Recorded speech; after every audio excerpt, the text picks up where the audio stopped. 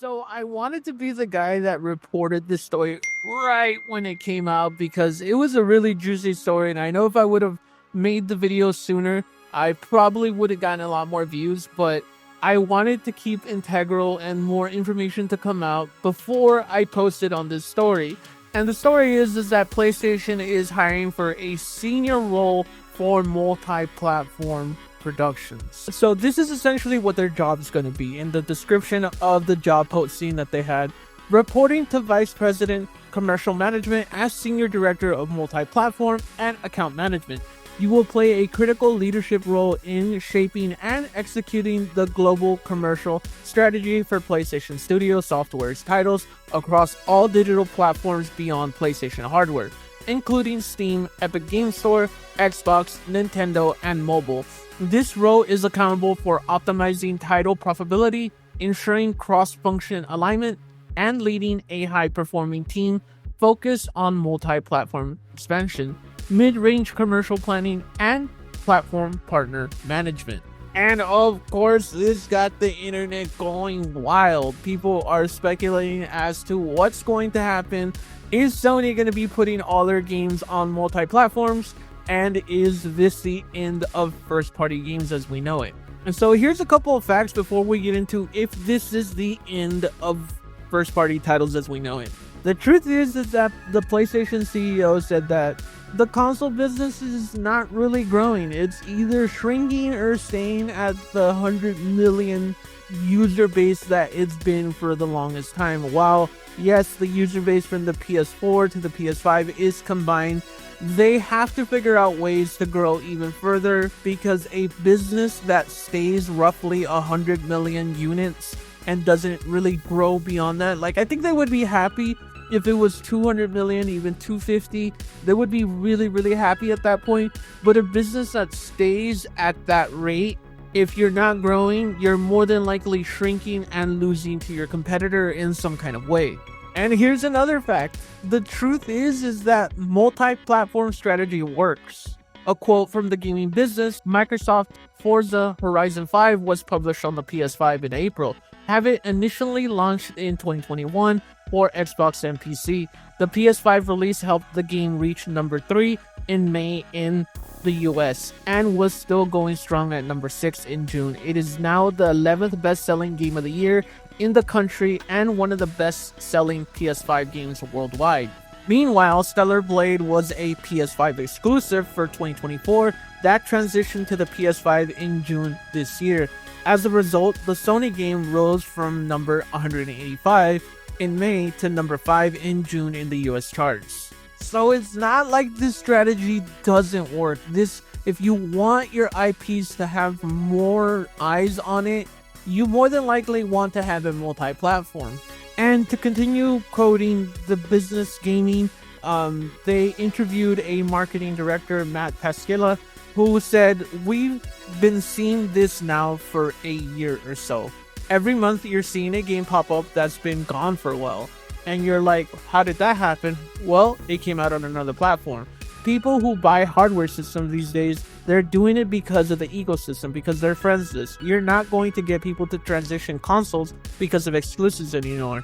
We're way past that point.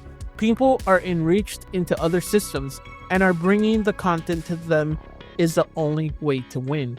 And that is what everyone is doing, except for Nintendo. They tend to do their own thing. Even they could benefit from it, but of course they won't. It's not their MO.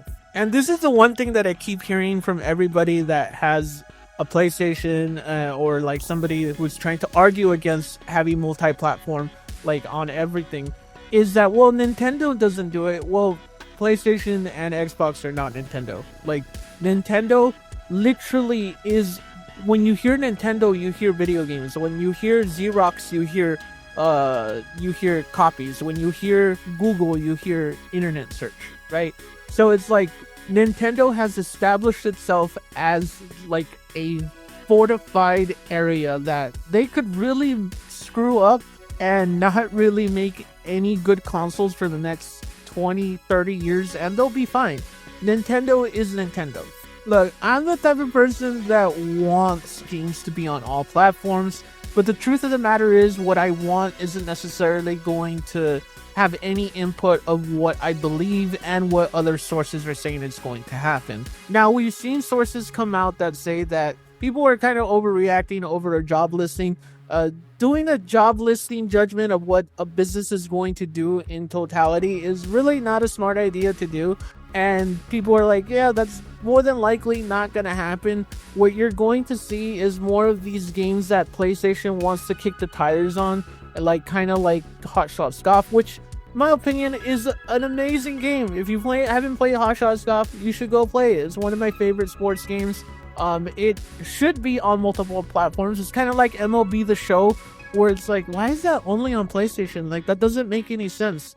MLB The Show is essentially a gas game that should be on other platforms, because the more people play it, the more money you get. And Hot Shot Scoff is one of those games. Patapon is one of those games. And they're going to be experimenting with like Future Wars and smaller games that really didn't get that much light in the PlayStation audience. Like, I would argue that games like Gravity Rush would really do well trying to be on Xbox, trying to be on PC and Steam and all these other platforms and Nintendo, or kick the tires on a game like Resistance or a game like the old Uncharted games. There's no reason why Uncharted should be rotting on old systems when it can be on other platforms for people to play on.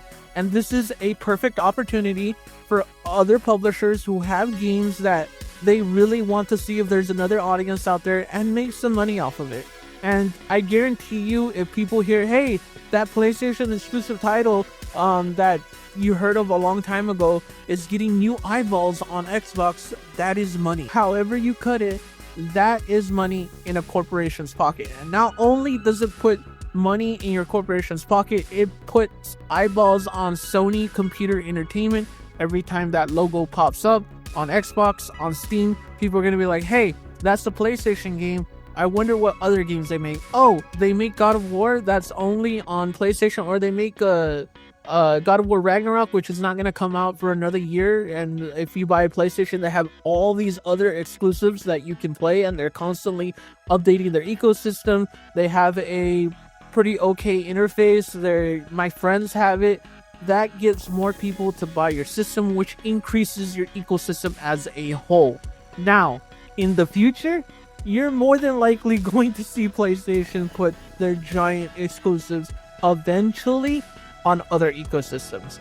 And the reason being is because it doesn't make sense business-wise to keep your game on one console. Now, do I think that's going to happen anytime soon? No. With PlayStation releasing their PlayStation 5, their PlayStation 5 Pro, and their PlayStation 5 Slim, and with the PS4 going strong, and on top of that, the fact that they're thinking about making a handheld more than likely means that they're not going to put their high-level AAA games on other consoles. More than likely, what you'll see is a case-by-case basis of games that go to Steam and PC a year or two after it comes out. But it is an inevitability that eventually I think that PlayStation more than likely will want to release its games on other consoles, and you can't blame them. Spider-Man sold insanely well, and more than likely is at 25-30 million copies at this point sold, even though PlayStation hasn't really updated on those sales. Imagine if Spider-Man 2 or 3 later came out on Xbox, it more than likely would sell 10 million more copies because of that. Just on the aura alone of PlayStation's Spider-Man game is coming to Xbox is going to have the same allure and same kind of self-sell pitch of Gears of War that's going to come out on the PlayStation, or Halo that's going to come out on the PlayStation eventually. That's in itself sells itself. But with that said, I don't think that that's happening soon. What you'll see is more of these experimental titles like Lego Horizon, like I said a little while ago, Everybody's Golf, Future Wars, a game like Gravity Rush, or like old games like the Uncharted games that are stuck on the PS3 that should be on other consoles at this point. It's on the PC, put it on Xbox, put it on the Switch, who cares? These fanboy wars are stupid. Like, I understand like exclusives making your console have more value. And I get that. I have a PlayStation 5, but at the same time, it's like if there's old titles that can come to other platforms for people to enjoy, for this company to make more money so you can have more AAA games, so they can greenlight more giant games like God of War and Spider-Man and Ghost of Tsushima, and experiment on new titles like the way they used to. By all means, put them on other consoles. I think that you should put the old God of Wars on new consoles, the Greek mythology ones. You should put Uncharted. You should put the old Resistance games, the old Killzone games on Xbox. They need to do that, and I hope that they do that. Let me know what you think in the comment section. Do you think that PlayStation is going to go multi-platform? What do you think of these sources saying that more than likely it's not? Let me know what you think below, and make sure you comment PS5 in the comments if you got all the way to the end. And remember, you're pretty good.